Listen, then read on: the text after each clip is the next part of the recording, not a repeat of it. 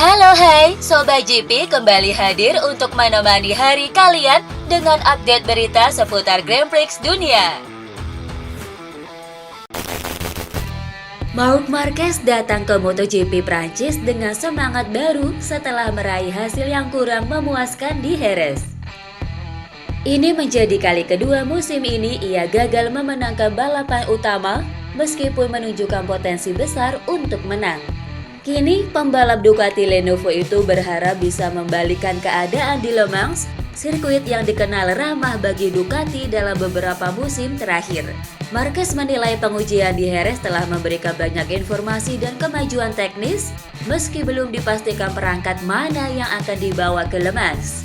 Podium tahun lalu di sirkuit ini menjadi salah satu modal positif baginya untuk kembali bersaing di barisan depan. Selain performa, Marquez juga menyoroti cuaca sebagai faktor penting yang bisa mempengaruhi jalannya balapan. Dengan cuaca Prancis yang kerap tidak menentu, adaptasi cepat terhadap kondisi lintasan akan menjadi kunci sukses di Le Mans. Jack Miller menghadapi MotoGP Prancis di Le Mans dengan semangat baru setelah mengalami dua akhir pekan sulit di Qatar dan Jerez. Meski gagal finish 10 besar di Spanyol akibat masalah teknis, pengujian pasca balapan memberinya kesempatan memperbaiki setup dan mencoba mesin Yamaha yang telah ditingkatkan. Ia merasa puas karena pembaruan tersebut sesuai dengan permintaan tim. Yamaha berencana melakukan homologasi mesin baru untuk Le Mans, seperti dikonfirmasi oleh Fabio Quartararo dan Alex Rins. Sementara itu, Pramac masih belum menentukan keputusan final soal pembaruan teknis. Miller sendiri memiliki catatan positif di Le Mans, termasuk kemenangan pada 2021 dan podium pada 2022, sehingga balapan kali ini menjadi peluang besar baginya untuk membalikkan keadaan. Meskipun Jerez tidak menghasilkan poin, Miller merasa kemajuan tetap ada. Masalah teknis di akhir balapan membuatnya frustasi, namun semangatnya tak surut. Ia menilai Le Mans cocok dengan gaya balapnya dan siap memanfaatkan pengalaman serta pengembangan motor terbaru untuk kembali bersaing di barisan depan. Fabio Quartararo tiba di MotoGP Prancis dengan semangat tinggi setelah mengakhiri puasa pole position dan podium bersama Yamaha di Jerez. Hasil manis itu rupanya menjadi dorongan besar baginya jelang balapan kandang di Le Mans, sirkuit yang selalu memberikan suasana emosional tersendiri bagi El Diablo. Dukungan penggemar dan atmosfer nasionalisme menjadi kekuatan tambahan bagi pembalap asal Nice itu. Yamaha sendiri membawa spesifikasi mesin baru ke Le Mans. Dengan karakter sirkuit Le Mans yang mengandalkan akselerasi stop and go, Quartararo berharap peningkatan performa dari pengujian Jerez bisa lebih terasa. Ia menyebut hasil positif di Spanyol menjadi motivasi besar bagi tim untuk terus berkembang. Tim Yamaha menargetkan melanjutkan tren positif di GP Prancis. Quartararo yang kini berada di posisi ke-6 klasemen ingin memanfaatkan momentum untuk kembali meraih hasil kuat di depan publik sendiri. Jika adaptasi dengan mesin baru berjalan mulus, peluang naik podium kembali terbuka lebar di kandangnya. Pedro Acosta selangkah lebih dekat untuk kembali ke lintasan setelah menjalani operasi sindrom kompartemen di lengan kanannya pekan lalu. Ya, pembalap Red Bull KTM itu telah menjalani pemeriksaan medis awal di Barcelona dan mendapatkan izin untuk melakukan perjalanan ke Le Mans guna bersiap menghadapi MotoGP Prancis. Meskipun telah diberi lampu hijau awal, Acosta masih harus menjalani pemeriksaan medis resmi dari tim MotoGP pada hari Kamis sebelum bisa dinyatakan fit untuk membalap. Prosedur ini merupakan standar dalam memastikan kondisi fisik pembalap cukup prima pasca operasi sebelum kembali berkompetisi. Setelah 5 seri, Acosta menempati posisi ke-10 di klasemen sementara. Ia menjadi pembalap KTM dengan posisi tertinggi saat ini, unggul atas rekan setimnya Brad Binder. Legenda MotoGP Kevin Schwantz menyarankan Pedro Acosta untuk mempertimbangkan pindah dari KTM jika ingin mengembangkan potensinya secara maksimal. Menurut Swans, situasi di KTM yang tengah mengalami masalah finansial bisa menghambat perkembangan pembalap muda itu. Acosta saat ini menjalani musim keduanya di kelas MotoGP. Meskipun potensial, performanya belum terlalu menonjol musim ini. Swans menilai Acosta masih punya gairah dan ambisi besar untuk meraih kemenangan dan tampil di posisi teratas. Jika menurut naluri Anda perlu pindah, lakukanlah. Ia menegaskan bahwa sebagai pembalap, Acosta harus berani menerima kesempatan dari tim lain yang mungkin punya motor lebih kompetitif. Meski demikian, Swans percaya Acosta masih bisa menunjukkan penampilan hebat sebelum musim ini berakhir. Maverick Viñales sangat antusias menghadapi MotoGP Prancis 2025 di sirkuit Le Mans.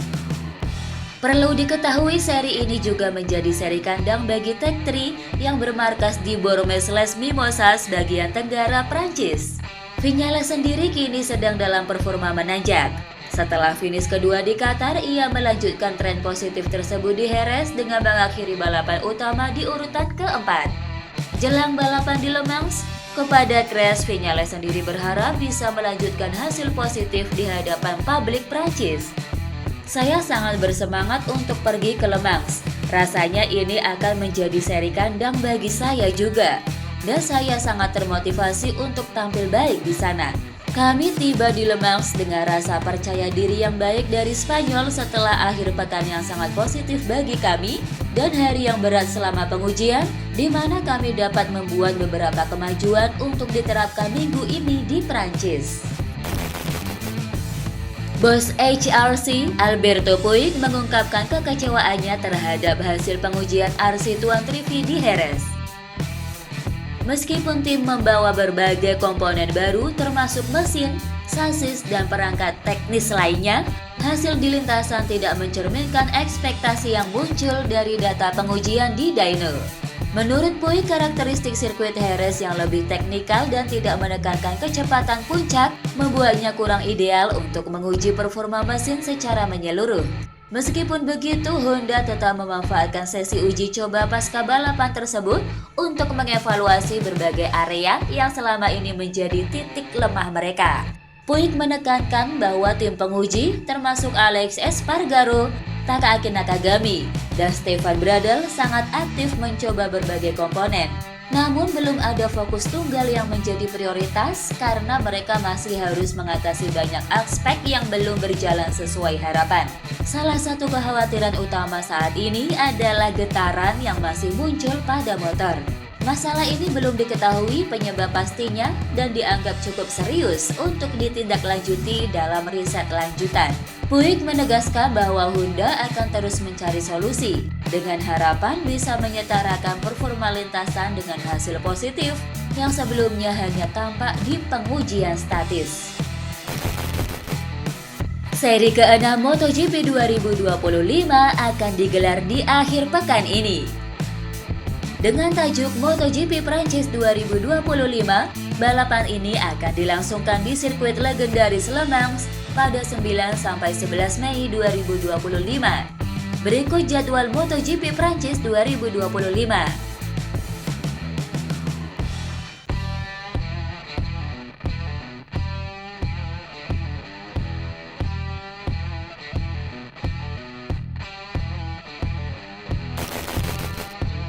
Bos tim Red Bull, Christian Horner, mengakui bahwa timnya tak mampu bersaing melawan McLaren dalam Grand Prix Miami. Meski Max Verstappen memulai balapan dari pole position, ia hanya finish di posisi keempat.